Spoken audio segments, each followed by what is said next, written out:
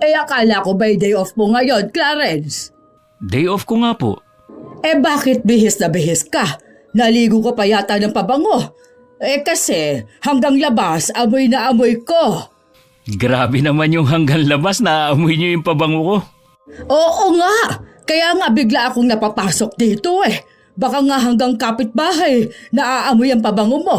Saan ba kasi ang lakad mo? May dadalawin lang po ako. Aakyat ka ng legaw? Ganun na nga, Nay. Aba, maganda balita yan anak. Taga saan naman ang nililigawan mong yan? Taga kabilang barangay sila. Ano ang probinsya nila? Nakalimutan ko, Nay. Itatanong ko na lang po ulit. Dapat nga, nag-aasawa ka na. Clarence, 30 ka na. Alam ko naman po yun. Kapag sinagot ka na ng nililigawan mo, dalhin mo siya dito nang makilala naman namin. Oo naman, Nay. Yan naman talaga ang plano ko Kaya lang, mahihain si Carla Huwag ka mo siyang mahiya sa amin. Ituring na niya kamo kaming pangalawa niyang pamilya. Sige po. Aalis na ako. Mag-iingat ka anak itong tandaan mo, may tiwala naman ako sa babaeng pipiliin mo. Alam ko na hindi ka gagaya sa mga pinsan mo na kung saan nalang pinulot ang mga napangasawa. Hayaan nyo na lang po sila.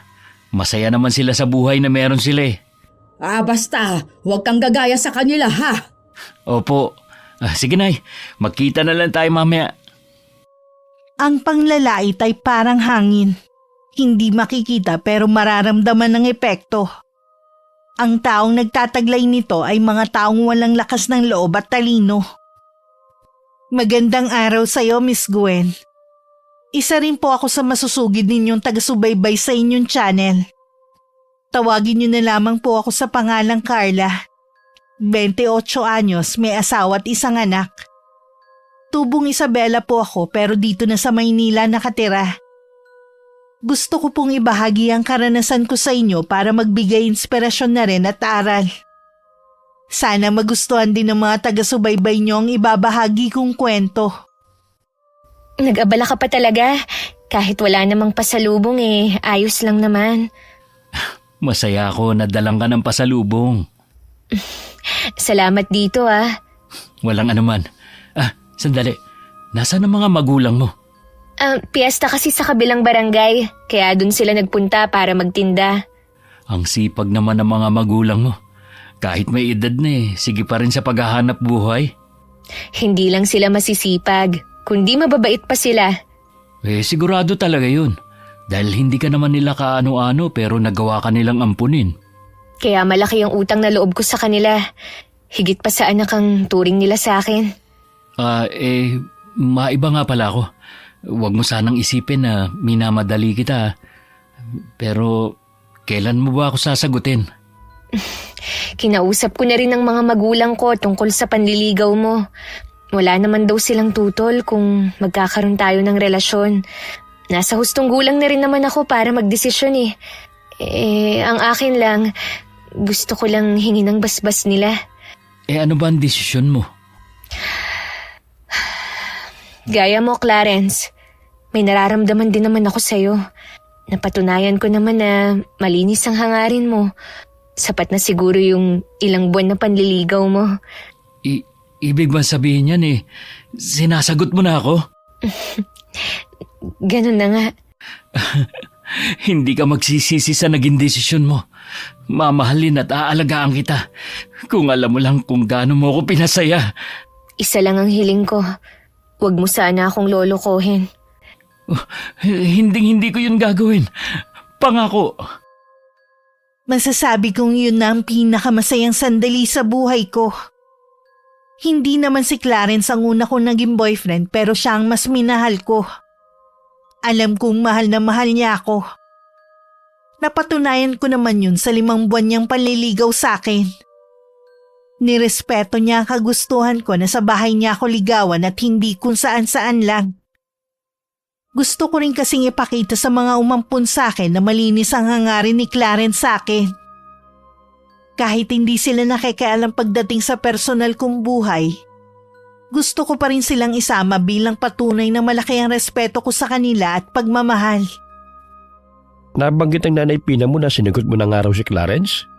Opo, Tay. Kahapon lang nung dumalaw siya. Gusto nga niya kayong kausapin eh. Para saan? Siguro po para magbigay ng respeto sa inyo. Pwede mo naman siya papuntahin dito sa day off niya. Sabihan mo lamang kami ng nanay mo. Tay, masaya po ba kayo para sa akin? Oo naman. Tsaka gaya ng sinasabi namin ng nanay mo, nasa hustong gulang ka na para magpasya. Salamat, Itay kasi lagi kayong nandyan ni Nanay. Hindi mo kailangan magpasalamat lagi. Anak ka namin Tungkulin namin bilang magulang na suportahan ka kung saan ka magiging masaya. Napakaswerte ko po dahil kayo ang umampun sa akin. Swerte rin kami sa iyo, anak. Mula nang kupkupin ka namin, naging malakas ang pagtitinda namin ng mga tusok-tusok. Ikaw ang swerte namin. Napakasipag nyo naman kasi ni Nanay Umulan man o umaraw, nagtitinda pa rin kayo. Sa buhay ng tao, kahit ano pang katayuan, kailangang magsipag. Oo nga po, Tay. Hindi ba taga-kabilang barangay si Clarence? Saan bandang bahay nila roon? Bukas kasi doon kami magtitinda ng nanay mo. Malapit daw po sa barangay hall ang bahay nila. Bukod tanging bahay lang nila ang may gate na kulay pulang pintura. Ano nga palang pangalan ng mga magulang niya? Aling Aida at Mang Juancho po. Dati daw pong konsehal ang tatay niya. Baka aksidente na magkita kami. Mabuti na yung handa. Binanggit ba ni Clarence kung anong ugali ng mga magulang niya? Hindi po Hindi kasi namin napag-uusapan. Ganun ba? Tingin ko naman mababait dahil mabait si Clarence Hanggang doon na lang ang naging pag-uusap namin ni Itay dahil tinawag na kami ni Inay para maghapunan. Sa hapagkainan, masaya pa rin kami nagkukwentuhan ng kung ano-ano lang. Kahit payak ang pamumuhay namin, tinuruan naman ako ng mga itinuring kong mga magulang na maging masaya sa kung anong meron kami. At laging magpasalamat sa may kapal sa mga biyayang dumarating. Mula nang sagutin ko si Clarence, hindi pa siya dumadalaw ulit sa bahay. Abala raw kasi siya sa trabaho ngayon. At sa gabi naman lagi siyang tumatawag sa akin. Para hindi ko siya masyadong mamiss, inabala ko na lang din ang sarili ko sa trabaho bilang cashier sa isang resto bar. Halos 2 linggo rin bago kami nagkitang dalawa. Nabanggit ko nga pala kay Inay na sinagot mo na ako. Gusto ka na niya makilala. Parang hindi pa ako handa Tsaka, kailangan na ba agad? Bago pa lang naman kasi tayo Excited din kasi ang pamilya ko dahil 5 taon din akong walang naging girlfriend. Ganun ba? Kailan nga pala ang day off mo? Sa 1 linggo pa Di sa araw na lang na yun tayo pumunta sa amin. Clarence, pwede bang pag-isipan ko muna? Bakit naman? Kinakabahan kasi ako na makaharap ang pamilya mo. At saka, nahihiya rin ako. Nasa tabi mo naman ako lagi. Kaya huwag ka na mahiya. Kailangan na ba talaga na ipakilala mo ako sa kanila? Oo. Maliban kasi sa gusto ka na nilang makilala, kinukulit na rin ako ni Inay na mag-asawa na. Wala pa nga tayong 1 buwan na magkarelasyon Pag-aasawa na agad ang naiisip mo. Oo nga, pero matagal na kitang kilala. At sigurado na rin ako na ikaw ang gusto kong makasama habang buhay. Maliban na lang kung hindi ka pa sigurado sa akin. Sasagutin ba kita kung hindi ako sigurado sa'yo? Yun naman pala di pahayag ka nang pakilala kita sa mga magulang ko. Sige na nga. Wala namang problema kung maaga kong makilala ang pamilya ni Clarence. Dahil siya nga kilala na ang mga magulang ko bago pa naging kami. Hindi ko kasi maipaliwanag ang nararamdaman ko tuwing nababanggit ang pamilya niya. Naisip ko na natural lang siguro ang ganitong pakiramdam. Lalo na hindi naman talaga ako sanay makisama sa ibang tao. Masyado kasi akong mahiyain at ilag sa mga tao. Napansin ni Itay ang pananahimik ko nitong mga nagdaang araw. Kaya kinausap niya ako nung gabing katatapos lang namin ng hapunan. Sinabi ko naman ang inaalala ko. Wala naman akong nakikitang masama sa gustong mangyari ni Clarence na ipakilala ka sa pamilya niya. Mabuti nga habang maaga pa makilala mo na kagad ang mga ugali nila. Pero yung sinasabi mo tungkol sa pag-aasawa parang masyado pang maaga para pag-usapan niyo yun. Yun na nga po ang sabi ko eh. Kaya lang po sabi niya, sigurado na daw siya sa akin. Hindi naman lingid sa iyong kasabihan na ang pag-aasawa. Hindi ka na isusubo na kapag napaso iluluwa. Sa totoong buhay, kapag nandun ka na sa sitwasyon na yun, mahirap nang umatras. Alam ko naman po yun, Tay. Paalala lang naman na sa amin ng nanay mo. Pero ikaw pa rin ang magdidesisyon sa bagay na yan. Pumayag na rin naman po ako sa gusto ni Clarence. Sa day off ko po susunduin niya ako para dalhin sa bahay nila. Alam ko naman na hindi mapapaya sa'yo si Clarence kapag ipinakilala ka sa pamilya niya. Maayos ang pagpapalaki namin sa'yo. Kaya wala kang dapat ikahiya sa kanila. Kayo po talaga ang laging nagpapalakas ng loob ko. Kayo ni Nanay. Sasabihin ko pala sa nanay mo na magluto ng pansit at ilagay sa bilao para meron kang madala kina Clarence. Oo nga po. Masarap magluto ng pansit si Nanay. Kaya magugustuhan nila yon. Siguradong dahil sa pansit ang nanay mo, makukuha mo kagad ang loob ng nanay ni Clarence. Maiba nga po pala ako, Tay. Nakalimutan ko na tong tanungin Nung nakarating ba kayo sa lugar ni na Clarence, nakita niyo ang bahay nila? Oo. Kilala naman pala ang pamilya nila doon. Maganda ang bahay nila kahit luma na. Nakita niyo po ba ang mga magulang ni Clarence? Hindi Sana mababait sila at magustuhan nila ako. Habang palapit ang araw ng day off ko, pabilis ang tibok ng puso ko. Para din may paru-paro ang tiyan ko at may mga gabi na hindi ako makatulog. Hindi ko na yun binanggit kay Clarence tuwing nag-uusap kami dahil baka pagtawanan pa niya ako. Baka isipin din niya na masyado akong OA. Dumating ang araw ng day off ko. Maaga pa lang nagluluto na si inay ng pansit na dadalhin ko. Hindi rin ako makapaniwalang binilhan ako ng bagong damit ni inay. Ganon nila ako suportahan sa mga ginagawa ko. Bandang 10:00 dumating naman na si Clarence sa bahay. Pinagpaalam niya ako sa mga magulang ko at siya na rin ang nagdala ng pansit sa bilao. Pagdating sa kanila, nasa sala ang buong pamilya niya. Unang bumati sa akin ang ate niya na may kargang anak. Sumunod na rin ang 2 pa niyang kapatid at tatay niya. Mainit naman ang pagtanggap nila maliban sa nanay nila. Na kanina pa tumataas baba ang tingin sa akin. Galing ka ba sa simbahan, Iha? Hindi po. Sa bahay po ako sinundo ni Clarence. Akala ko nagsimba ka pa. Ang suot mo kasi parang masyadong manang ang dating. Nay, pinadala po ng mga magulang ni Carla. Nanay niya nagluto niyan. Salamat, Iha. Nag-abala pa talaga ang mga magulang mo. Wala ho yun. Nanay na lang din ang itawag mo sa akin. Natutuwa naman kami dahil sa wakas, dinala ka na rito ni Clarence. Maupo ka muna dyan at ilalagay ko lang sa kusina itong pansit na dala mo. Iho, samahan mo muna ako. Ngumiti pa sa akin si Clarence bago ko iniwan sa mga kapatid niya.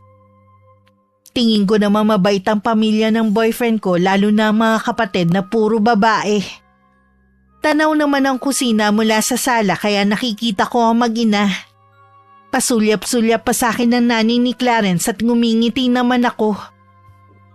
May tinapos ba yung girlfriend mo? Nagagaya mo? Hindi po siya nakatungtong ng college dahil mahirap ang buhay nila. Sabi na nga ba sa pananamit pa lang mahahalata na Anong trabaho niya kung hindi man lang pala siya nakapag-aral sa kolehiyo? Marangal po ang trabaho niya, Nay. Hindi ko tinatanong kung marangal yon. Ang tanong ko kung ano ang trabaho niya. Cashier po siya sa isang resto bar. Ano? Cashier lang? Sigurado ka na yun lang ang trabaho niya at hindi siya nagpapatable sa mga customer. Nay naman, cashier nga lang po siya doon. Dapat kasi tinanong muna kita tungkol sa girlfriend mo. Masyado akong nagtiwala sa'yo Nahahanap ka ng matinong babae. Nay, matinong babae si Carla. Huwag niyo naman siyang husgahan agad. Matino ba yung sa resto bar nagtatrabaho? Hindi ka man lang pumili ng kapantay mo. Kahit hindi sana mayaman, basta nakapagtapos man lang. Ibig sabihin kasi noon, nakakaluwag sila sa buhay kahit papaano. Nabanggit dati ni Carla na gusto siyang pag-aralin. Kaya lang tumanggi siya. Nahihiya siguro siya sa mga taong umampun sa kanya. Ano? Ampon lang siya? Sino mga tunay niyang magulang? Hindi rin niya alam eh. Ano pa kaya ang matutuklasan ko sa babaeng yan, ha? Bigla tuloy sumama ang pakiramdam ko. Nakikiusap naman ako sa inyo. Pakiharapan niyo si Carla na maayos. Kayo may gustong makilala siya, hindi ba? Kahit wala pa namang 12:00, nagyaya ng kumain ng nanay ni Clarence. Masaya naman nagkukwentuhan ng lahat sa pangunguna ng tatay niya. Bukod tanging ako lang ang tahimik dahil nahihiya pa talaga akong sumali sa usapan. Hanggang sa mabaling na sa akin ang atensyon ng nanay ng boyfriend ko. Masarap naman sana itong pansit ng nanay mo, Iha. Kaya lang, maalat. Naparami yata ng toyo. Ganun po ba? Baka hindi lang napansin ni inay na naparami ang lagay niya ng toyo. Nabanggit nga pala ni Clarence na hindi ka daw nakatungtong ng kolehiyo. Alam mo, hindi naman kami mayaman. Pero nagawa naming mapag-aral at mapagtapos ang 4 naming anak. Ano ba ang trabaho ng mga magulang mo at hindi ka nila nasuportahan sa pag-aaral mo? Vendor po sila ng mga tusok-tusok, kagaya ng kwek-kwek, fishball, tsaka iba pa. Yun lang palang trabaho nila. Kaya naman pala. Kahit po ganoon lang ang hanap buhay nila, proud ako sa kanila dahil marangal ang ginagawa nila. Oo, kesa naman sa magnakaw sila, no? Sa pagkakaalam ko malaki naman ang kita sa ganyan. Pero sana kung ganun na ang hanap buhay ng mga magulang ni Carla, sana siya medyo angat ang trabaho, hindi yung cashier lang sa isang resto bar. Hindi na ako nakapagsalita ng mga oras na yun. Bigla kasi ako na blanko at kahit hindi naman ako gaano nagsasalita mula kanina, naubusan na ako ng sasabihin. Inaasahan ko na si Clarence sa mga ngatwiran sa nanay niya pero nanatili lang siyang tahimik. Maging ang mga kasama namin tahimik lang at patay mali siya. Pagkatapos ng tanghalian, nagpahatid na ako kay Clarence. Magalang naman ako nagpaalam sa pamilya niya. Tanging-tango naman ang sinagot sa akin ng nanay niya. Pagdating sa amin, hindi muna umuwi si Clarence. Nag-usap muna kami tungkol sa nangyari. Doon na ako napaiyak. Ako na ang humihingi ng tawad sa mga sinabi ni inay, ha? Halata naman na hindi ako pasado sa kanya. Alam ko na alam mo yun, Clarence. Pero hindi mo man lang sinabi sa akin. Pinilit mo pa talaga akong sumama sa bahay niyo. Gusto ko lang kasing ipakita sa iyo at sa mga magulang mo na seryoso ako. Sana hindi mo na lang ako pinapunta sa inyo. Sobrang nanliit ako sa sarili ko kanina. Pagsasabihan ko si inay mamaya pag uwi ko. Hayaan mo na lang. Ayoko nang mag-away kayo ng dahil sa akin. Hindi naman siya ang pakikisamahan mo kundi ako. Hindi ko hahayaan na hadlangan niya tayo kung sakali. Parang wala nang saysay kung ipagpapatuloy pa natin ang relasyon natin. Para yun lang ang nangyari. Makikipaghiwalay ka na agad. Nasisiguro ko na kahit anong gawin ko, hindi ako magugustuhan ng nanay mo. Gusto ka ni na Itay at ng mga kapatid ko. Sigurado na makukumbinsi rin nila si inay na gustuhin ka. Paano kung hindi? Masyado pa maaga para sumuko. Mabait naman si inay. Makukuha mo rin ang kiliti niya. Ewan ko kung magagawa ko pang makipaglapit sa nanay mo pagkatapos ng nangyari. Malay mo, sinusubukan ka lang ni inay. Kaya niya yung sinabi sa'yo. Ikaw ang mas nakakakilala sa nanay mo. Kaya nga Kaya alam kong makakasundo ka rin niya balang araw. Bigla akong napagod. Tsaka na lang siguro tayo mag-usap. Sana naman hindi magbagong pakikitungo mo sa akin dahil sa nangyari. Huwag mo rin sanang isipin na makipaghiwalay. Kita ko ang lungkot sa mga mata ni Clarence nang umalis siya. Wala naman akong balak na makipaghiwalay. Gusto ko pa rin namang bigyan ng pagkakataon ng relasyon namin. Mahal ko naman siya at hindi ganun kadali na makipaghiwalay sa kanya. Hinihintay naman si Clarence ng inay niya sa bahay nila. Agad siyang kinumpronta nito tungkol sa akin. Hindi ko gusto ang babaeng yon. Hiwalayan mo na siya. Hindi ko gagawin yan, Nay. Mahal ko si Carla. Ano bang mapapala mo sa kanya? Malabo na bang mga mata mo, ha? Kahit sa ang anggulo kasi, wala namang maganda sa babaeng yon. Para po sa akin, maganda si Carla. O siya, maganda na kung maganda siya sa paningin mo. Pero Clarence, ampon lang siya. Hindi mo ba naiisip na baka anak siya ng kriminal? Malalahian pa ang pamilya natin ng dugong kriminal. Sobra naman kayo sa panlalait sa pagkatao ni Carla. O posible naman ang sinasabi ko, ha? Mabuti sana kung mayaman ang umampun sa kanya para kahit papaano matakpan ang pagkatao niya. Mga dukha rin naman. Hindi ba kayo titigil? Bakit mo ako pinatitigil, ha? Bastos ka.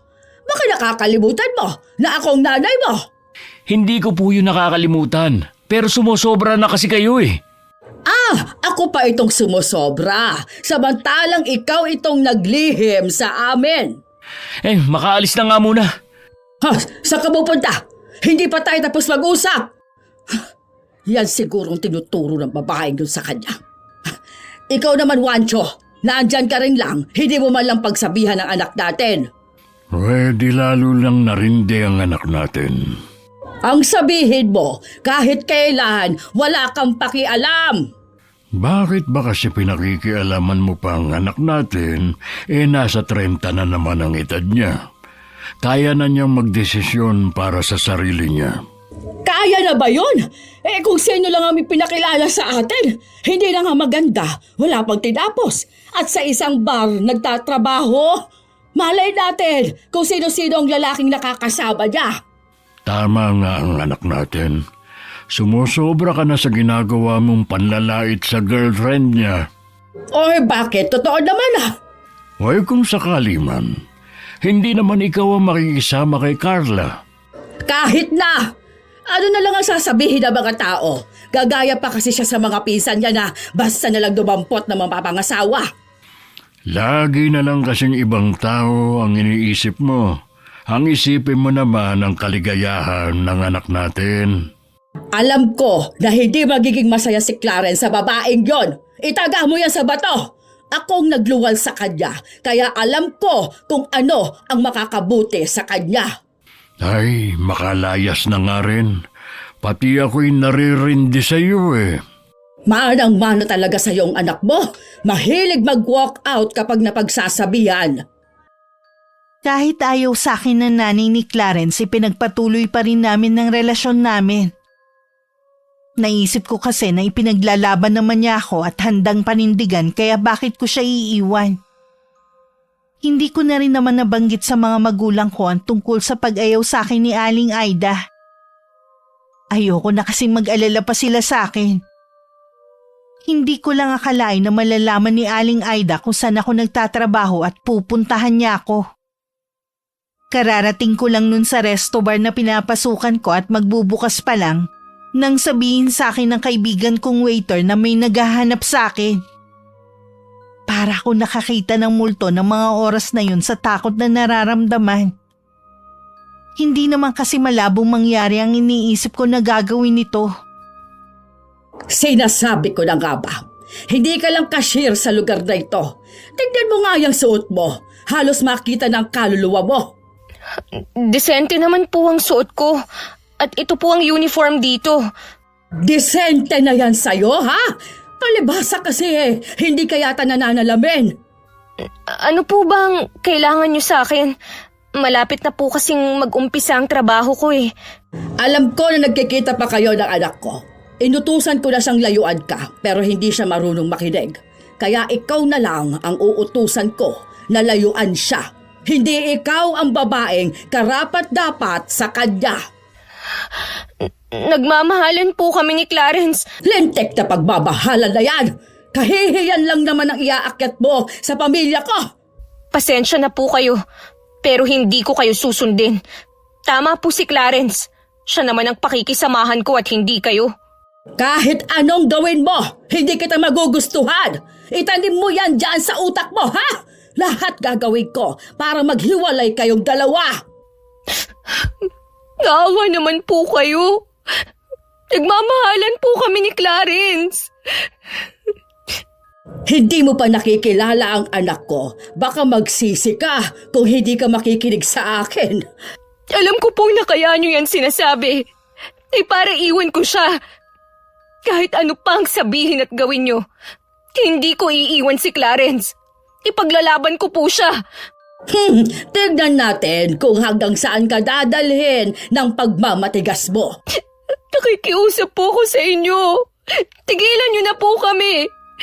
Kung hindi niyo ako matatanggap, huwag na lang kayong manggulo. At sino ka, ha? Para utusan ako? Nakikiusap naman po ako sa inyo. Sabihin po ninyo kung anong dapat kong gawin. Para wag niyo lang kaming tutulan ni Clarence. Wala kang dapat gawin dahil hindi mo na rin naman mababago ang sarili mo.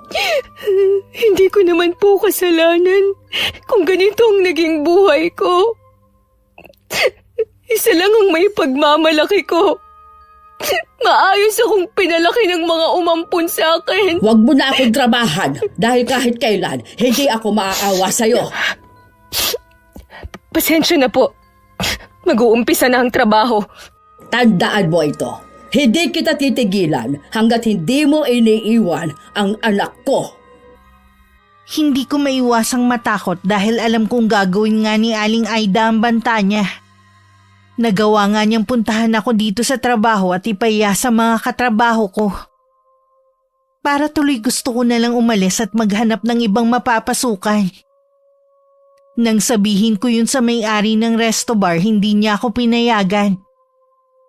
Mahirap daw maghanap ng mapagkakatiwalaang tauhan na katulad ko. Mag-uutos na lang daw siya na hindi na papapasukin si Aling Aida sa resto bar. Napanatag naman ako kahit papano. Hanggang ng mga oras na yun, wala pa rin alam ang mga magulang ko sa nangyayari sa akin. Kapag nasa bahay, pilit kong pinasisigla ang kilos ko. Kapag nahuhuli nila ako na malayo ang tingin, nagdadahilan na lang ako na pagod sa trabaho. Hindi na rin naman sila nag-uusisa kapag ganun. Paano mo nalaman na sumugod ang inay mo sa trabaho ko? Siya mismo nagsabi. Pinagmamalaki pa nga niya kung paano kanya pinahiya sa mga katrabaho mo. Nabait naman ang boss ko at mga katrabaho. Hindi na lang nila papapasukin ang inay mo para hindi manggulo sa loob ng resto bar.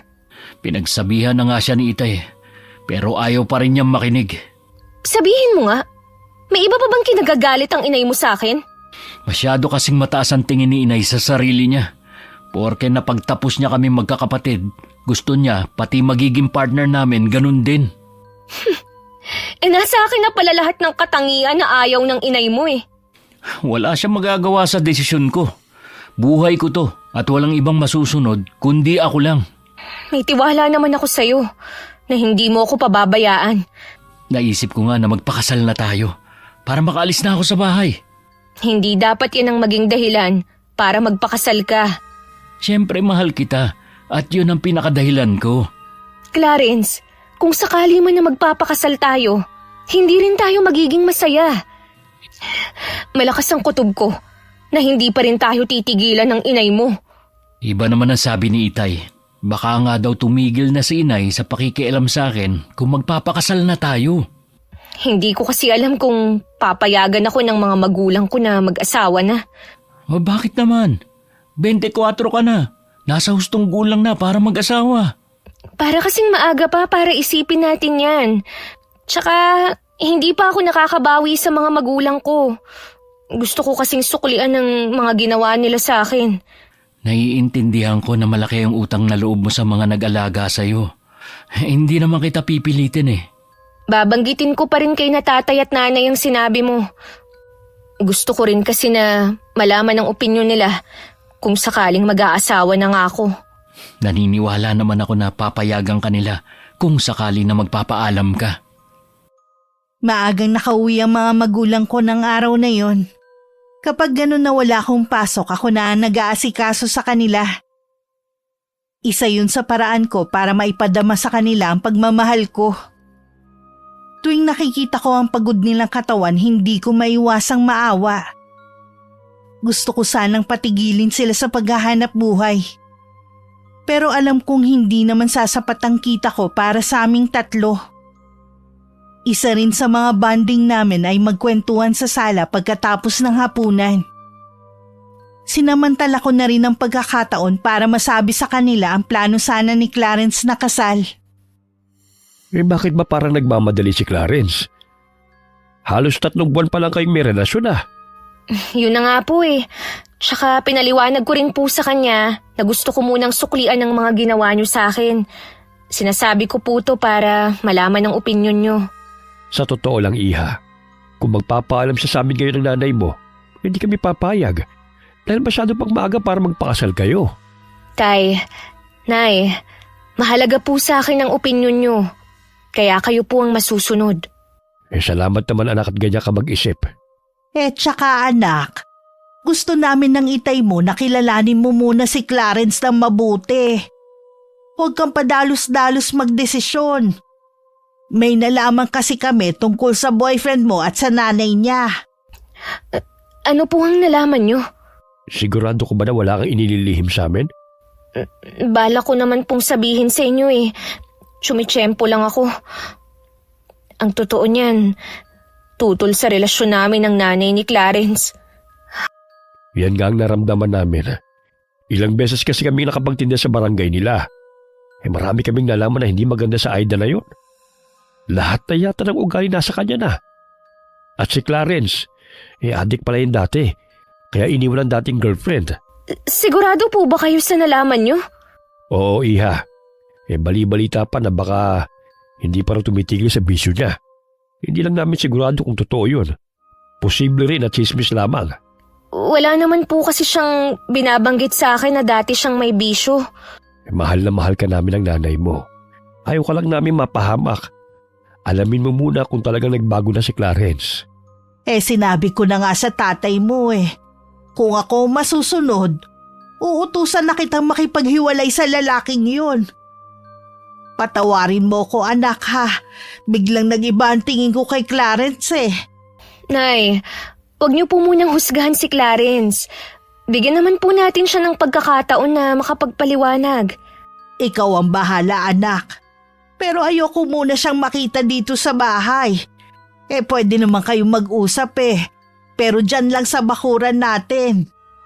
Meron namang tambayan dyan eh. Baka kasi kung ano ang gawin niya kung kayo lang ang nandito sa loob ng bahay. Lagi pa naman kaming wala ng itay mo. Makinig ka na lamang sa nanay mo. Para din kasi yun sa kapakanan mo. Opo, Tay. Alam ko naman po yun eh. Nakakabigla talaga ang nalaman ko. Nang magkita kami ni Clarence, agad kong tinanong yun. Hindi ko naman siya kinakitaan ng pagkabigla. Ayoko na kasing patagalin pa, lalo lang kasi kung mag-iisip. Sa labas na lang kami nagkita ng mga oras na yun. Bigla ko naisip na yun ang unang beses na lumabas kami. Madalas kasi sa bahay lang kami nagkukwentuhan. Medyo nanibago lang ako. Hindi ko naman tatanggi sa'yo. Pero matagal na yon, Carla. Dala lang siguro ng kabataan at impluwensya ng mga kaibigan kaya ako nagbisyo. Naniniwala naman ako sa'yo eh.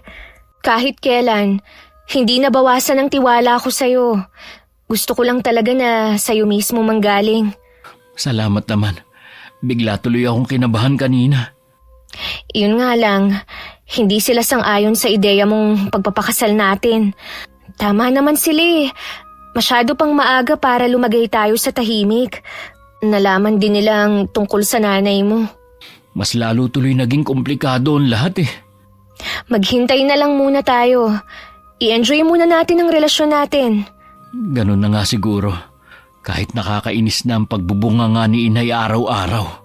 Isasama ko sa dasal ko Na sana natanggap na niya ang relasyon natin. Paano yan? Hindi na pala ako pwedeng pumunta sa bahay niyo. Pwede pa naman. Yun nga lang, sa labas ng bahay lang tayo pwedeng mag-usap. Biglang nawalan ng tiwala sa akin ng mga magulang mo. Hindi naman sa ganun. Intindihin na lang natin sila. Wala naman ako magagawa eh. Bahay nila yon at sila ang dapat masunod. Huwag ka nang magtampo. Lilipas din to. At babalik din sa dati ang pakikitungo nila tatay at nanay sa'yo. Hindi lang kasi ako makapaniwala na dahil lang sa nakaraan ko, mag-iiba ang tingin nila sa akin. Nagbago naman na ako eh. Alam ko naman na nagbago ka na. Maaga pa. Mabuti pa. Mag-ikot-ikot muna tayo bago mo ako ihatid sa amin. Pilit namang umiti si Clarence. Alam kong nagtatampo pa rin siya. Pipilitin ko naman na paliwanagan ng mga magulang ko na nagbago na siya. At pwede pa nila itong pagkatiwalaan gaya ng dati. Dahil nalibang kami gabi na nang maihatid ako ni Clarence sa amin. Hindi na rin naman siya tumuloy. Pagdating naman sa kanila, hinihintay siya ng nanay niya. Hindi na naman maipinta ang mukha ng ginang. Iiwas na lang sana siya kaso hinarang nito ang dadaanan ni Clarence papasok ng kwarto niya. Talaga bang hindi mo na ako iginagalang, ha? Alam niyong hindi yan totoo. Ayoko lang po na mag-away tayo. Bakit kasi panay ang iwas mo sa akin? Wala naman po kasi kayong ginawa kundi utusan ako na hiwalayan ko na si Carla eh. Dahil wala naman siyang mabuting maidudulot sa'yo. Nakikiusap po ako sa inyo. Tigilan niyo na ang pakikialam niyo sa buhay ko. Dahil kung hindi, aalis na ako sa bahay na ito. Yan ba ang sinabi ng babaeng ampon na yon, ha? Ang layasan mo kami dito? Wala pong sinasabi sa akin si Carla. Ako ang may gusto na umalis dito dahil na rin sa inyo. Hiwalayan mo na kasi ang babaeng yon para tigilan na kita at bumalik na sa dati ang mga buhay natin. Siya lang naman ang panggulo eh. Kayo po nang gugulo sa relasyon namin eh. Kung magmamatigas ka, ngayon pa lang sinasabi ko na sa'yo, pagsisisihan mo talaga ang pagpili sa babaeng yon. Ano ba kasi ang pinakain ni Carla sa'yo, ha? Wala naman siyang may pagmamalaki. Mahal ko po si Carla. Sapat na yun. Ewan ko sa'yo. Sa akala mo naniniwala ako sa sinasabi mong pagmamahal, ha? Kayo po ba? Anong dahilan kung bakit niyo pinakisamahan si tatay? Di ba mahal niyo siya? Huwag mong maisali-sali kami ng tatay mo sa usapan. Iba naman ang sa amin. Sorry, Nay. Siguro tama lang na umalis ako dito sa bahay natin. Hindi naman kasi kayo nakikinig eh. Ano? Aalis ka talaga? Hindi niyo na ako mapipigilan. Napuno na rin ako. Clarence! Bumalik ka dito! Mag-usap pa tayo! Walang dapat sisihin talaga dito kundi si Carla. Kung bakit kami nagkakagulo mag-ina. Nagulat ako nang tumawag si Clarence sa akin para sabihin na umalis na siya sa poder ng mga magulang niya. Kasalukuyan daw muna siyang nakikitira sa apartment ng kaibigan. Hindi naman niya idinatalya ang nangyari sa kanila ng ina basta ang sabi niya, nagtalo na naman sila at napuno na siya. Lingid pala sa amin, hinanap ng nanay niya ang bahay namin. Nagkataon naman nasa bahay ang mga magulang ko dahil hindi maganda ang pakiramdam ni inay. Si tatay ang nakaharap ni Aling Aida. Dahil nasa bakuran lang siya namin at may ginagawa. Hinagod pa niya ng tingin si Itay mula ulo hanggang paa. Hindi ka pamilyar sa akin ha? May kailangan ka ba? Hindi talaga! Kung ikaw ang ama ni Carla, may kailangan nga ako sa'yo. Ako nga ang ama niya. Ikaw sigurong nanay ni Clarence. Ako nga. Siguro ay madalas akong ikwento ng anak mo, kaya nakilala mo kagad ako. Minsan ka lamang niya nabanggit. Ano bang kailangan mo sa akin? Pagsabihan mo nga yung anak mo, ampon mo, natigilan na si Clarence, ha? Hindi sila bagay ng anak ko. Ilugar niya ka mo kung saan lang siya nararapat. Tingin ko naman sa'yo pangkaraniwan lang ang buhay. Bakit sobra naman yatang taas ang tingin mo sa sarili mo? Aminado ako na hindi kami ipinanganak ng mayaman. Pero nagsikap kami mag-asawa para mapagtapos sa mga anak namin. Hindi ko matatanggap na sa ampon mo lang mapupunta ang anak ko. Aminado kami na hindi namin napagtapos si Carla. Pero hindi dahilan yon para maliitin mo siya. Hindi lang yon. Ampon nyo lang ang babaeng yon. Nagkup-kup kayo nang hindi nyo malang inaalam kung ano ang background niya. Baka mamaya anak pala siya ng kriminal. Wala kang karapatan na laitin ang katayuan ng anak ko. Maaaring milyang-milyang agwat ang pamumuhay natin. Pero pareho lang namang nakatungtong sa lupa ang mga paa natin. Nasa akin ang karapatan dahil sinisira ng ampon mo ang anak ko. Dahil sa kanya, lumaya si Clarence sa amin. Kung lumayas man siya, sisihin mo yung sarili mo at hindi ang anak ko. Kaya siguro gano'n ang ugali ng anak mo dahil kinukonsinti mo ang ginagawa niya. Para siyang nauubusan ng lalaki. Sa bagay nga, halata naman. Sa klase pa lang ng lugar na pinapasukan niya Marangal ang trabaho ng anak ko. Huwag mo sanang bigyan ng mali siya. Nagsasabi lang ako ng totoo. Mabuti pa umalis ka na bago ko makalimutan na babae ka. Hoy, bakit? Ano ang balak mo gawin, ha? Kakalad ka rin kita hanggang sa kalsada. Kung nagawa mong ipahiya ang anak ko, magagawa ko rin yun sa'yo. Magkakasubukan tayo. Natigilan naman si Aling Aida. Tinatansya din niya kung nagsasabi ng totoo si Itay. Noon lang din niya napansin na maraming tao na ang nakikiusyoso sa kanila. Inayos lang niya ang sarili bago tumalikod. Iniwanan pa niya ng matalim na tingin si Itay. Napahinga pa siya ng malalim dahil sa emosyong nararamdaman. Hindi kasi makapaniwala ang tatay ko na mas matindi pa sa sinasabi ng tao ang ugali ni Aling Aida. Matindi nga pala ang tabas ng bibig ng babaeng yun. Pina, kanina ka pa ba dyan? Oo, narinig ko rin lahat ng mga pinagsasabi ng babaeng yun sa anak natin. Hindi ako papayag na laitin niya ng ganun-ganun na lang si Carla. Wala siyang ambag sa buhay natin. Mabuti pa pumasok na tayo sa loob. Baka lalo kang magkasakit niyan. Kilala mo ko, Baste. Hindi ako papayag na apihin ng kahit sino ang anak natin. Kahit hindi pa natin siya kadugo. Kung ano man ang iniisip mong gawin, huwag mo nang ituloy pa. Pag-uwi ko, pinuntahan ko agad si Inay sa kwarto nila ni Itay. Napasukan ko siyang natutulog. Inayos ko lang ang kumot niya at saka lumabas na. Kinausap naman ako ni Itay tungkol sa pagpunta sa amin ni Aling Aida. Siguro inakala ng ginang na dito nagpunta si Clarence nung umalis sa kanila. Bigla ko nakaramdam ng pagod dahil sa sitwasyon namin. Pati kasi mga magulang ko nadadamay na sa problema namin ng boyfriend ko. Sorry po, Itay Kung pati kayo ginugulo na rin ni Aling Aida. Hindi na po kasi siya makapasok sa resto bar na pinapasukan ko. Kaya siguro dito naman siya nagpunta. Wala ka namang kasalanan Hindi mo kailangang humingi ng tawad. Iniisip ko nga po kung makikipaghiwalay na lang ako kay Clarence Ayoko kasi na pati kayo nadadamay na sa problema namin. Kakayanin mo bang makipaghiwalay sa kanya? Hindi po madali. Pero kung yun lang ang ikatatahimik natin, handa po akong magsakripisyo. Hindi habang buhay nasa tabi mo kami ng nanay mo. Piliin mo kung ano magpapasaya sa'yo at kung sino ang gusto mong makasama.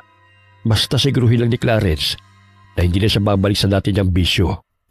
Nasisiguro ko po na nagbago na si Clarence. Dala lang yun ng impluwensya ng mga maling barkada. Mabuti naman kung ganun. Gusto ko nga rin palang makausap si Clarence. Pwede mo ba siyang papuntahin dito? Sige po, Tay. Sasabihan ko po siya kapag tumawag. Patawarin mo nga pala kami ng inay mo at hindi ka namin napag-aral. Itay, wala po kayong kasalanan. Ako naman ang may gusto noon na hindi mag-college Sana pinilit ka namin. Nakalimutan namin ang nanay mo na malupit ang ibang tao. Ang respeto nila nakabase kung ano ang katayuan mo sa buhay. Hindi mo sana nararanasan ng laitin ng nanay ni Clarence.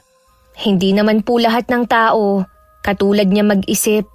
Bukod tanging siya nga lang ang kilala ko na ganun Nasasaktan kasi kami ng nanay mo kapag nasasaktan ka. at kapag meron na nalais sa pagkatao mo. Siguro po, kailangan ko ng masanay. Hanggat kami pa po kasi ni Clarence, hindi kami titigilan ng nanay niya. Kung ganoon, masusubukan natin ang tatag ni Clarence at kung hanggang saan kanya kayang ipaglaban. Malaki po ang tiwala ko kay Clarence. Nang sabihin ko kay Clarence na gusto siyang kausapin ni Itay, naramdaman ko naman ang tuwa sa kanya. Nangangahulugan daw kasi yun na pwede na ulit siyang dumalaw sa bahay namin. Sa totoo lang namimiss na niya ang pagpunta sa amin. Sa day off daw niya pupunta siya rito sa bahay. Kung excited na siya, ganun din naman ako. Dumating ang araw ng pagdalaw ni Clarence. May dala pa siyang pasalubong no na akala mo nagsisimula pa lang naman ligaw. Hindi pa rin magaling si nanay noon. Kaya si tatay muna ang humarap sa kanya. Iniwan ko lang muna sila at sinamahan ko muna si inay sa kwarto. Salamat po pala, Tatay Baste, na pinayagan niyo akong makapunta rito. Pasensya ka na rin, iho, kung biglang nagbagong pagtingin namin silang nanay Pina mo. Gusto lamang naming pangalagaan si Carla. Naiintindihan ko naman po kayo sa bagay na yan. Sinisiguro ko na nagbago na ako at wala na akong balak balikan ang nakaraang kong yun. Nakikita ko naman ang sensibilidad sa'yo. Kahit anong oras, pwede ka na ulit dumalaw dito sa amin. Salamat po. Sa totoo lang, iba kasi ang bahay niyo kumpara sa amin. Magaan ang pakiramdam ko kapag nandito ako. Saan ka nga pala tumutuloy ngayon? Sa apartment po ng kaibigan ko. Nakikihati po ako sa kanya sa upa at sa iba pang gastusin. Wala ka na bang balak umuwi sa inyo? Naku, wala na po. Hindi naman kasi magbabago ang inay. At pumayag naman si Itay na bumukod na ako. Kasi nasa hustong gulang na ako. Siguro naman alam mong sumugo dito ang inay mo. Pasensya na po kayo kung gano'n ang inasal ni inay. Kahit nga po si tatay napupuno na rin sa kanya. Kahit anong pakiusap ko sa kanya, ayaw niyang makinig. Ganun pala ang nanay mo. Baka mamaya niyan makahanap siya ng katapat niya kung hindi pa siya magbabago. Parang nga pong wala siyang makatapat. Lahat tumitiklo po sa kanya. Malay mo hindi pa lamang dumarating ang taong yon. Siguro nga po.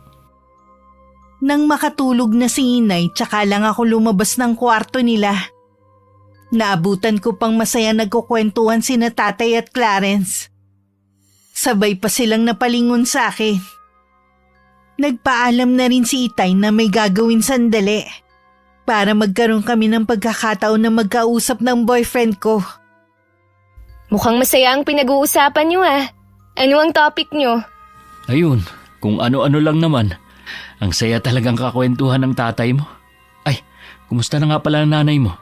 Ayos lang naman siya. Tuwing umiinom nga lang siya ng gamot, lagi siyang inaantok. Baka yun talagang epekto ng gamot. Mabuti na rin siguro yon para makapagpahinga si Nanay Pina. Oo nga Sana nga gumaling na si inay. Mag-iisang linggo na rin kasi ang trangkaso niya Huwag ka masyado mag-alala. Malakas ang nanay mo. Uso lang talaga yung trangkaso ngayon Gusto ko nga sanang alagaan si nanay para hindi na mahawa si Itay. Yun nga lang may trabaho ako. Ay huwag mo isipin na mahahawa ang Itay mo. Ipagdasal mo na lang ang kalusugan ng mga magulang mo. Lagi naman silang kasama sa mga dasal ko bago ako magpahinga. Alam mo ba, para ako nabunutan ng malaking tinik. Bakit naman? Kasi pwede na ulit akong pumunta rito sa inyo. Yun ba? Dati ka pa namang welcome dito sa amin. Nabigla lang noon si natatay kaya pinagbawalan kang pumasok dito. Marami pa kami napagkwentuhan ni Clarence bago siya nagpaalam na uuwi na. Wala pala kaming kamalay-malay na laging nakasubaybay sa amin si Aling Aida. Lalong nagit-ngit ng kalooban nito sa akin. Pakiramdam niya kasi pinagpalit na siya ng anak sa amin. Nang sumunod na araw, pumunta na naman si Aling Aida sa bahay. Si tatay na naman ang nakaharap niya. Sa pagkakataong yun, mas kalmado si Itay na harapin siya. Dito na siguro nakatira ang anak ko. Nagkakamali ka. Dumadalaw lamang dito si Clarence. At isa pa, hindi ako papayag na magsama ang dalawa na hindi pa naikakasal. Konserbatibo ka pala, pero pinapayagan mo magtrabaho sa isang resto bar ang ampon mo. Anong masama sa pagiging cashier? Sigurado ka bang yun lang ang trabaho ng anak mo doon? Oo naman. Kung duda ka, bantayan mo siya kung anong ginagawa niya roon. Malaki talagang tiwala mo sa anak mo. Asawa mo ba yung nakasilip sa may bintana? Oo. Ilang araw na siyang may sakit, kaya hindi kami nakakapagtinda. Bakit ganun siya makatingin sa akin? Ang sama, ah! Ano bang inaasahan mo? Pagkatapos mong insultuin ang anak namin? Alam mo bang matinding galit ang nararamdaman ng asawa ko sa'yo? Pinipigilan ko lamang siya sa binabalak niya. Bakit parang ang putla niya at nanlalalim pa ang mga mata? Hindi mo ba narinig ang sinabi ko? May sakit ang asawa ko.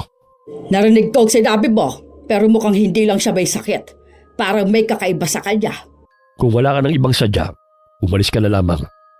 Ay, kapag pumunta si Clarence dito, pakisabing umuwi na muna at gusto ko siyang kausapin. Bakit hindi mo lang siya punta sa bago niyang tinitirhan? Pupuntahan ko rin siya doon. Dito lang muna ako dumiretso at nagbabakasakali akong maaabutan ko siya. Ito lang ang may papayo ko sa'yo. Kung ayaw mo mawala sa iyong anak mo, suportahan mo siya sa kung ano magpapasaya sa kanya. Tigilan mo ng pakikialam mo sa dalawa. Hindi ko gagawin yon. Ang dami mga babae dyan na mas higit sa anak mo. Masyado lang kasing nabubulagan si Clarence. Kung magsalita ka, akala mo walang kapintasan ng anak mo. Akala mo yata hindi namin alam na nalulung siya dati sa masamang bisyo. Matagal na yon. Matagal na siyang nagbago. Bago pa sila nagkakilala ng ampon mo. Kaya kung ako sa'yo, wag na wag mo nang uungkatin yon. Naiiling na lang si Itay habang nakasunod ng tingin kay Aling Aida na naglalakad palayo. Bumalik na lang muna sa bahay nila ang ginang. Bigla naman nagbago ang mood niya nang maabutan si Clarence sa kanila na kausap ang ama. Akmang yayakapin niya ang binata nang umiwas ito. Hindi mo man lang ba ako na-miss? Umuwi lang po ako para kunin ang naiwan kong magagamit. Desidido ka na talagang iwan kami dito, ha? Dahil sa babaeng yon, iiwan mo kami. Paano mga gastusin dito sa bahay? Sige nga. Huwag po kayo maglalanay. Magbibigay pa rin naman ako kada sahod ko. Sana naman. Pati yon, hindi pakialaman ng babaeng yon. Kahit kailan po, hindi nakialam si Carla sa pera ko. Akala mo yata, hindi ko alam na balak mo nang makisama sa babaeng yon. Ay kung sakali man, huwag na kayong makialam. Buhay ko naman to eh. Porke ba, matanda ka na. Ayaw mo nang pinagsasabihan ka namin ng ama mo, ha? Mas okay pa sa inyo si Itay. Naiintindihan niya ako. Kami magkakapatid. Pero kayo, sarili nyo lang laging iniisip nyo. Mas mahalaga sa inyo kung anong sasabihin ng ibang tao. Iniisip ko lang ang kapakanan ninyo at ng pamilya natin. Masama ba yun? Pagiging makasarili na ba yun sa'yo? Kapag nawala sa akin si Carla dahil sa ginagawa nyo, baka bumaling na naman ako sa bisyo ko gaya noon. Gusto nyo ba yun? Tinatakot mo ba ako, ha, Clarence? Hindi po. Sinasabi ko lang. Ano ba kasi pinakais sa'yo ng babaeng yon, ha? Ayaw nyo kasing kilalaning mabuti si Carla eh. Mabuti po siya, Nay. Mas gugustuhin ko pang itakwil ka na lang ng tuluyan kaysa gawin ang sinasabi mo. Napatingin na lang si Clarence sa ama na napapailing na lang din. Dahil sa pagmamatigas ng asawa, kinuha na lang niya ang mga gamit niya at tahimik na umalis sa bahay nila. Narinig pa niya ang malakas na pag-iyak ng nanay niya. Pero hindi na siya bumalik o lumingon man lang. Pinalipas lang ni Aling Aida ang 1 linggo tapos nanggulo na naman siya. May pagkakataong inaabangan niya ako sa paglabas sa pinapasukang kong trabaho at saka niya ako pinapahiya sa mga tao. Lahat ng yun binaliwala ko lang. Pero nagsusumbong ako sa mga magulang ko. Hindi ko alam na ang ginagawa ko palang yun ang magdadala ng kapahamakan sa nanay ni Clarence. Mabuti na lang po. Pinayagan ako ni Mr. Vasquez na mag-leave muna kahit 1 buwan. Perwisyo na talaga ang ginagawa niya. Siguro naman, kapag hindi niya ako makikita ron, titigil na siya. Yun nga lang po, wala po akong sasahurin. Ayos lang yun anak. May ipon naman kami ng nanay mo eh. Tsaka, bala ko na rin magtinda kahit dito na lang sa barangay natin. Mahina pa naman si nanay. Inuubo pa nga po eh. Mabuti pa, ako na lang ang sasama sa inyo. Ayoko ring mainip dito sa bahay. Mabuti pa nga. Pero di kasing gagawin ng nanay mo eh. Ayaw na maabala. Ano naman po ang gagawin ng inay? Basta, huwag mo lang alamin. Ang isipin mo lang para yun sa kapakanan mo. Alam ko naman po na lagi na lang kapakanan ko ang iniisip nyo. Sana, balang araw, masuklian ko lahat ng kabutihan nyo sa akin. Matagal mo nang nasuklian. Mula nang ituring mo kami mga magulang ni Pina. Maiwan ko na ho muna kayo ha. Aayusin ko lang yung mga gagamitin natin sa pagtitinda. Baka may kulang na rin. Mabuti na yung mabili na agad. Nang makatalikod ako tsaka naman lumabas ng kwarto nila si inay. Ngumiti pa siya ng makahulugan. May laman din ang tinginan nila ni Itay. Mula nga ng araw na yun ako na ang kasakasama ni Itay sa pagtitinda. Hindi na lang kami lumalayo. Mabenta naman kahit nasa loob lang kami ng barangay namin. May 1 linggo na rin mula nang umalis ako sa trabaho. Katatapos lang namin magtinda nang bigla na namang sumulpot si Aling Aida sa bakuran namin. Aha! Nag-iba ka na pala ng trabaho ngayon. Ano na naman po ang kailangan nyo? Hindi pa ba kayo masaya na wala na akong trabaho? Hindi pa. Hanggat hindi mo hinihiwalayan ang anak ko. Wag po akong kausapin nyo, kundi si Clarence. Dahil nga sa'yo kaya ayaw na akong sundin ng anak ko. Kaya dapat lang na ikaw ang lumayo. Hindi ko po lalayuan ng anak nyo. Sumuko na lang kayo. Mas lalo akong hindi susuko ngayon. Lalo na isa ka na lang vendor ng tusok-tusok. Ano yan ha? Malinis ba ang gawa nyo? Umalis na lang po kayo. Kung pati paninda namin lalaitin nyo. Pagkain po ito. Konting respeto naman.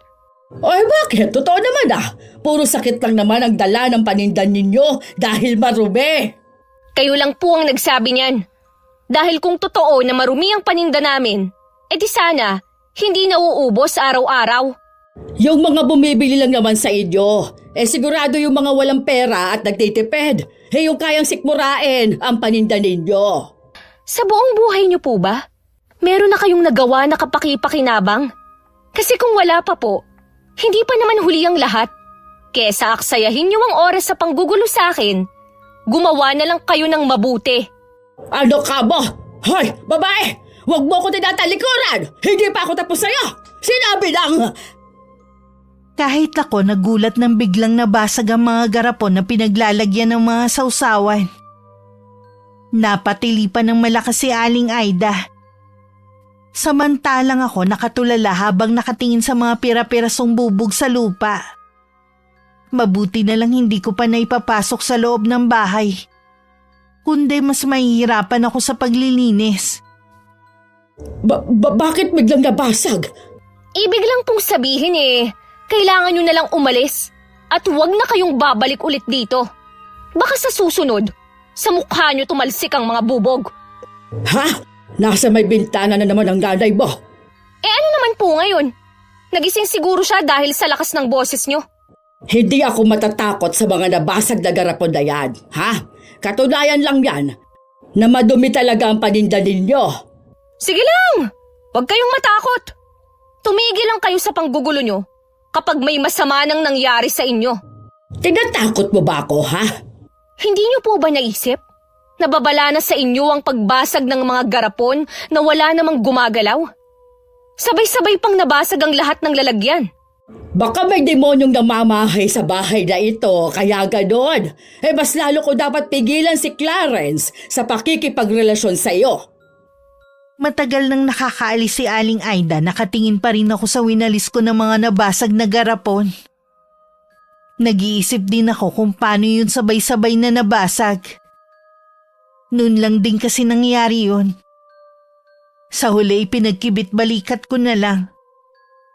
Baka hindi alam ng mga magulang ko meron na palang lamat ang mga garapon kaya nabasag ang mga ito. Kahit ganun na nangyari, pabalik-balik pa rin sa bahay si Aling Aida. Nagkakataon lang na wala kami ni Itay sa bahay. Si nanay lang ang naiiwan. At siya na ang nagsasabi na galing na naman doon ang ginang. Hindi naman daw niya hinaharap at nasisilip lang niya sa may bintana. Nung dumalaw si Clarence, binanggit ko sa kanya ang bagay na yun. Pati ako nahihiya na sa ginagawa niya eh. Kapag punta ako sa bahay, kakausapin ko siya. Baka naman nagkukulang ka na sa pagbibigay sa kanya ng suporta. Baka akala niya sa akin na pupunta ang sahod mo dahil wala na akong trabaho. Kahit wala na ako sa bahay namin, wala pa rin nagbago. Nagbibigay pa rin ako sa kanila. Lahat kami ng mga kapatid ko may trabaho. Hindi kami nagkukulang. Kung ganun, ako talaga ang inaayawan niya. Alam ko na nahihirapan ka na sa sitwasyon natin. Gusto ko sanang ilayo ka na lang. Sa lugar na hindi tayo masusundan ni inay. Kaya lang baka hindi pumayag ang mga magulang mo. Clarence, kapag lumayo tayo, para na rin tayong nagtanan. Hindi talaga papayag ang mga yun. Ay, wala na kasi akong maisip na paraan eh. Huwag ka lang magsawa na paliwanagan ng inay mo. Matatauhan din siya balang araw. Naaawa na rin kasi ako sa iyo eh. Wala naman ako lagi sa tabi mo para ipagtanggol ka. Kaya ko pa naman ang sarili ko eh. Tsaka, nandito naman ang mga magulang ko. Hindi nila ako pababayaan. Ay, ibahin na nga lang natin pinag-uusapan natin. Tungkol na lang sa mga plano natin ang pagkwentuhan natin. Mabuti pa nga. May konti na nga pala ako naiipon para sa atin. Ngayon pa lang kasi, gusto ko ng paghandaan kapag hiningi ko na ang kamay mo kina Tatay Baste at Nanay Pina. Noon pa nag-alok na si Clarence ng kasal. Hindi ko lang akalain na nag-iipon talaga siya para sa amin. Lalo ko tuloy na patunayan kung gaano siya kaseryoso sa akin. Nangako din ako na mag-iipon din para matulungan ko siya. Naikwento ko nga sa mga magulang ko na pag-usapan namin ni Clarence. Kahit si inay masaya para sa akin. Napatunayan naman daw niya na seryoso at mahal talaga ako ng binata. Huwag ko na lang daw isipin si Aling Aida. Ituon ko na lang daw ang atensyon ko sa iba pa naming plano ni Clarence. Ano po kaya ang ibig sabihin ng inay? Mukha lamang wala kaming ginagawa ng nanay mo pero gumagawa kami ng paraan para hindi na manggulo sa inyo si Aida. Ano naman po ang ginagawa niyo? Ay, nang pumupunta rito si Aida at ang nanay mo lang ang nadadatnan niya, kinausap siya na masinsinan ng inay mo. Baka hindi na nga yung bumalik dito sa mga susunod na araw eh. Sana nga po. Nakakahiya na rin kasi sa mga kapitbahay eh. Dati, kilala tayong tahimik lang. Ngayon, kilala tayo dahil na rin kay Aling Aida. Babalik din naman sa dati ang lahat. Ikaw, pwede ka nang bumalik sa trabaho mo. Magaling ng inay mo. Makakatulong ko na sa pagtitinda ko. Bala ko na nga pong mag-report sa Lunes eh. Alam ko kasi na namimiss mo na rin ang mga katrabaho mo. Sila lang naman ang mga kaibigan mo eh. Oo nga po. Pero tay, sana dito na lang kayo sa malapit magtinda. Huwag na kayong lalayo. Nag-aalala rin kasi ako sa inyo eh. Minsan kasi, pati liblib na lugar na pupuntahan nyo. Eh, alam nyo naman ang panahon ngayon. Masyado nang delikado. Wala nang sinasanto ang mga masasamang loob. Siguro nabalita namin nangyari sa tindero ng isda na hinold up na nga. Pinatay pa ng mga kawatan. Opo, kaya hindi nyo maiaalis sa akin ang matakot para sa inyo. Oo na, hindi na kami lalayo ng nanay mo. Plano nga namin dito na lamang sa tapat ng bahay magtinda eh. Maganda nga po ang plano nyo. Mapapanatag pa ako habang nasa trabaho. Gaya ng sabi ni Itay, hindi na nga bumalik sa bahay si Aling Aida. Hindi naman ako nagtaka. Naging tahimik na muli ang buhay namin ng pamilya ko.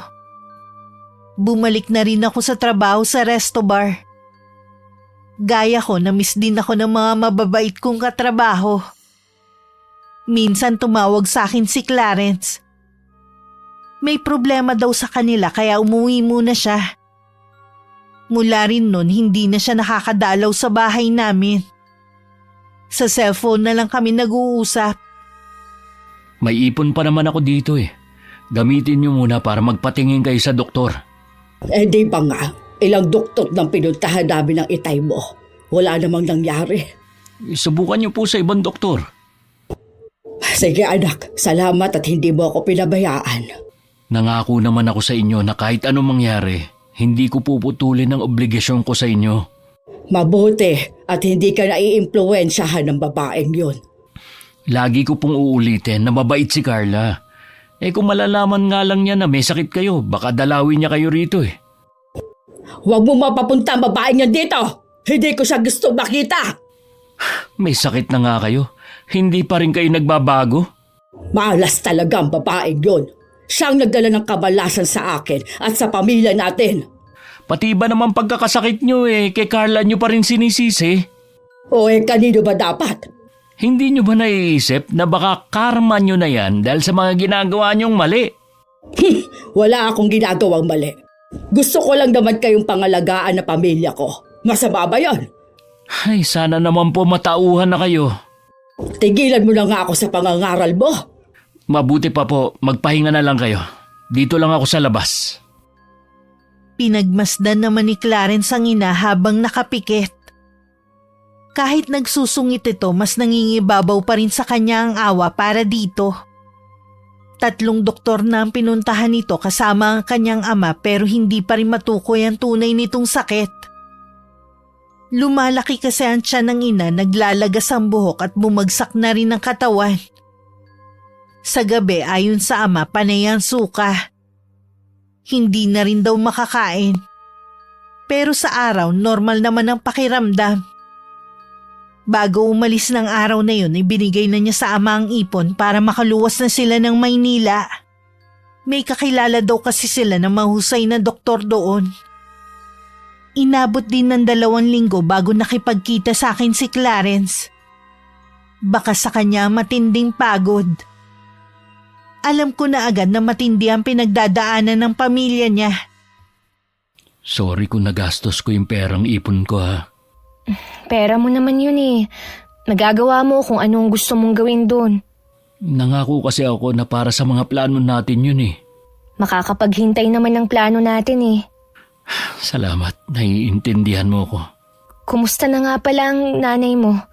Ayun, wala pa rin pagbabago sa kalagayan niya. Nagpauwi na nga siya sa bahay. Mas lalo lang daw siyang magkakasakit dahil sa bayarin sa ospital. Ano ba talaga ang sakit niya? Yun na nga nakapagtataka eh. Ilang doktor na ang tumingin sa kanya. Hindi pa rin malaman ang sakit niya. May iniinom naman yata siyang gamot. Itinigil na rin. Lalo lang kasing lumalala ang sakit niya eh. Sinubukan niyo na bang painumin ng mga herbal? Baka kasi yun ang mahiyang sa nanay mo. Nagtatanong nga si Itay sa mga kamag-anak namin kung ano yung maganda. Bigla kong naalala yung sinabi ng katrabaho ko. Hindi ko alam kung maniniwala ka eh. Ano yun? Sabihin mo, baka makatulong kay Inay. Clarence, sinubukan niyo na bang patingnan sa albularyo ang nanay mo? Baka lang kasi katulad ng naging kaso ng nanay ng katrabaho ko na nakulam. Wala nga nakaisip sa amin na patingnan si Inay sa albularyo.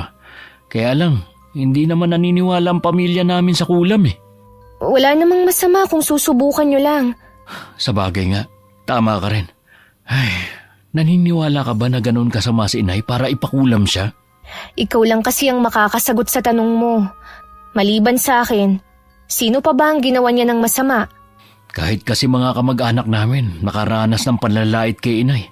Ang hirap naman na basta na lang mambintang.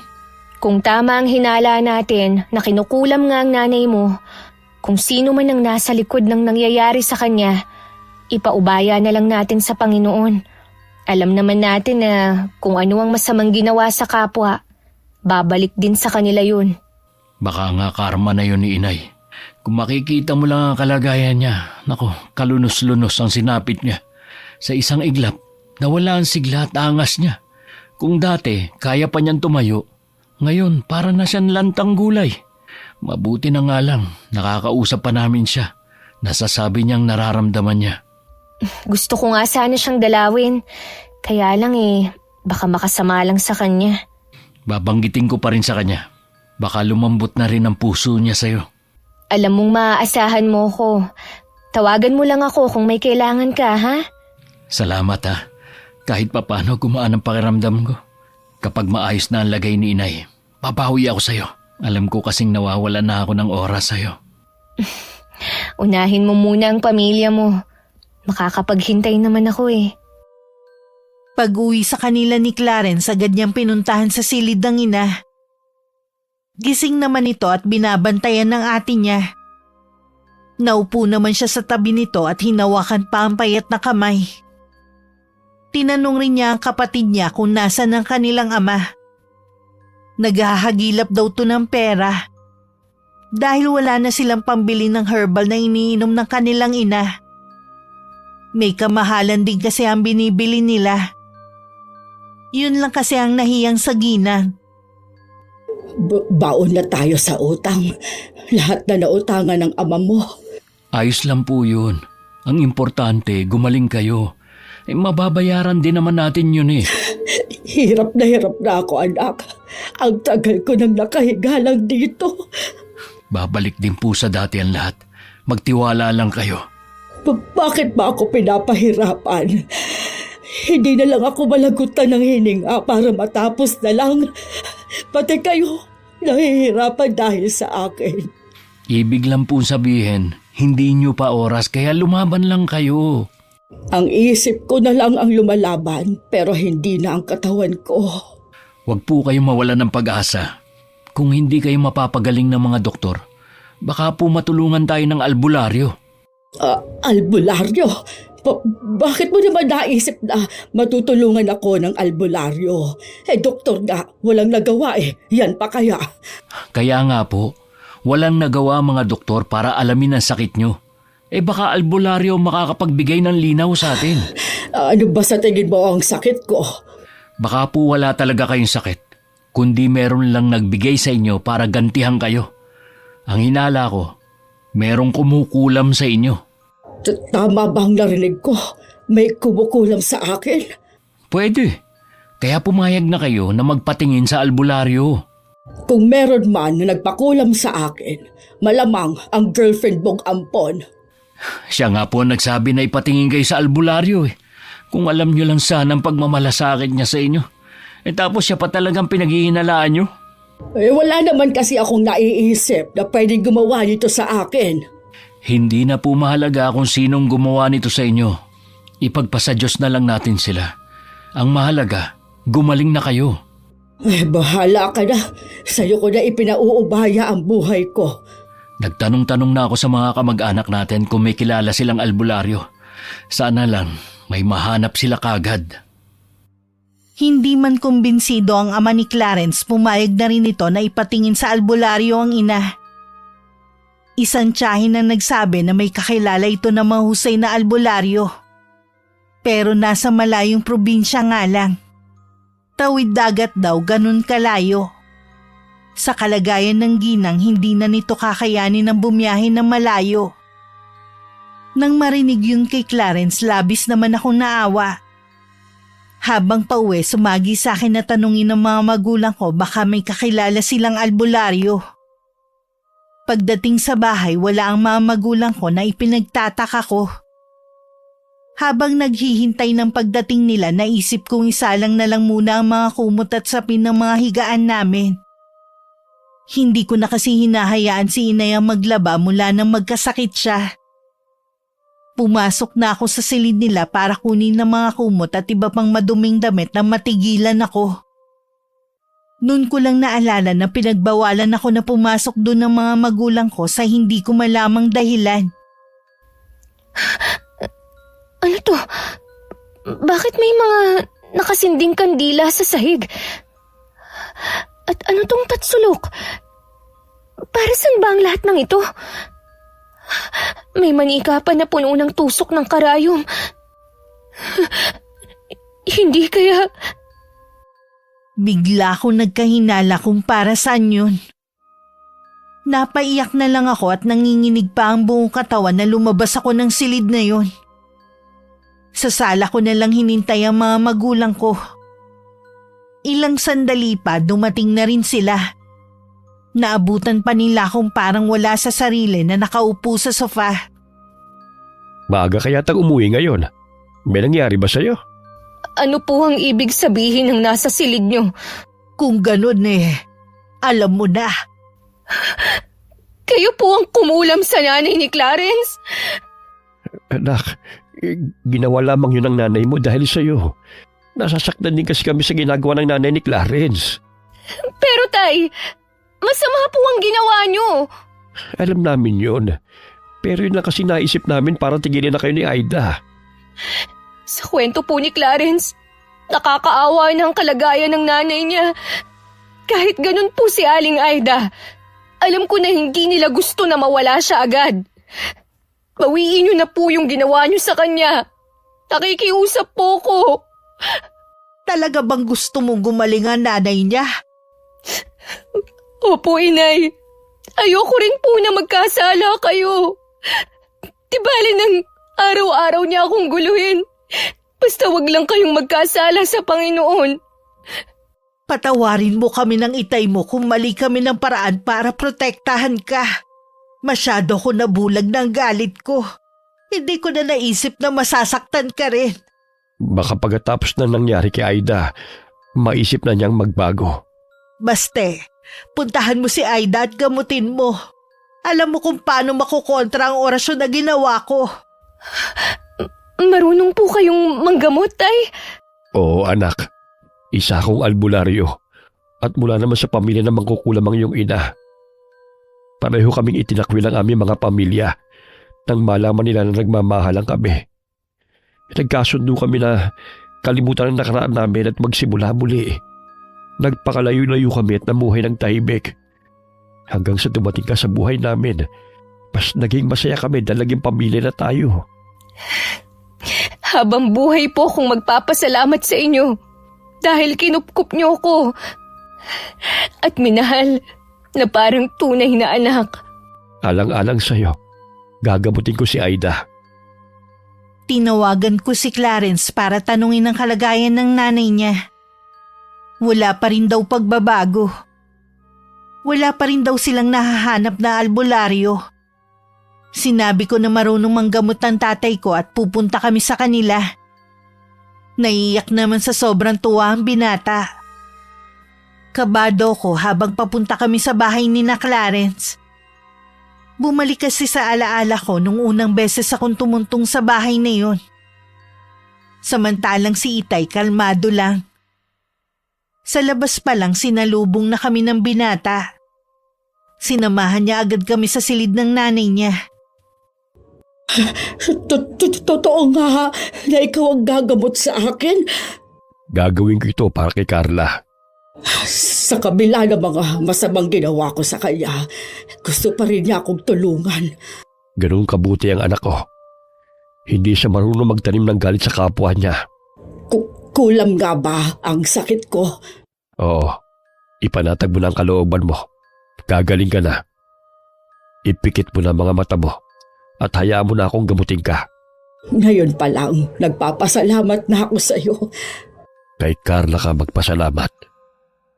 Habang ginagamot ni tatay si Aling Aida, nasa labas naman kami ni Clarence. Panay ang pasasalamat niya sa akin.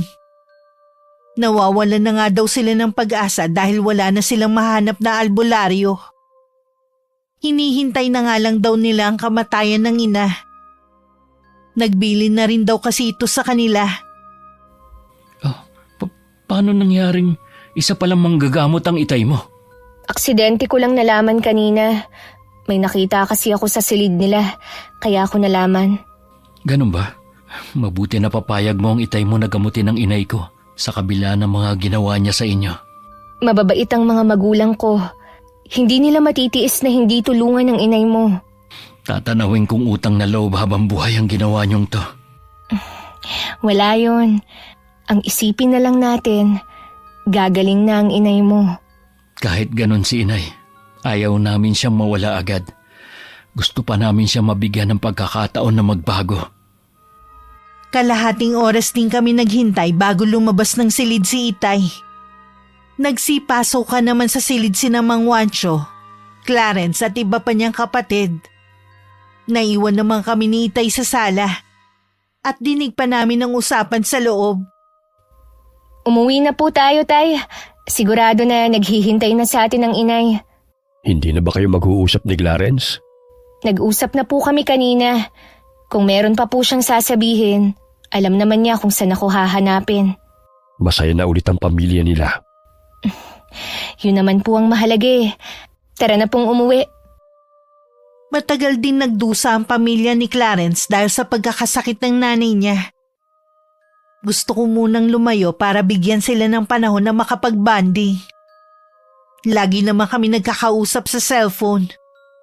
Ayos na rin sa akin yun. Isang araw pag-uwi ko nadatnan ko sa bahay ang mag-ina. Sabi ni Itay kanina pa raw nila ako hinihintay. Nakausap ko daw mga magulang mo, Iha. Nakahingi na ako ng tawad sa kanila sa lahat ng mga masasamang nasabi ko. At ngayon naman sa iyo, maiintindihan ko naman kung may galit ka pa rin sa akin. Matagal ko na po kayong napatawad. Salamat, Iha. Kanina nga pala habang wala ka, napag-usapan na namin ng iyong mga magulang ang tungkol sa inyo ni Clarence. Yung wala na akong tutol sa relasyon ninyo. Kahit kailan nyo gustuhin na magpakasal, walang problema sa akin. Salamat po at natanggap niyo na rin ako. Ang dami kong natutunan sa nangyari sa akin. Kailangan pa palang malagay ako sa alanganin bago ako magising sa katotohanan. Utang ko sa inyo ang pangalawa kong buhay. Lahat naman po tayo nagkakasala.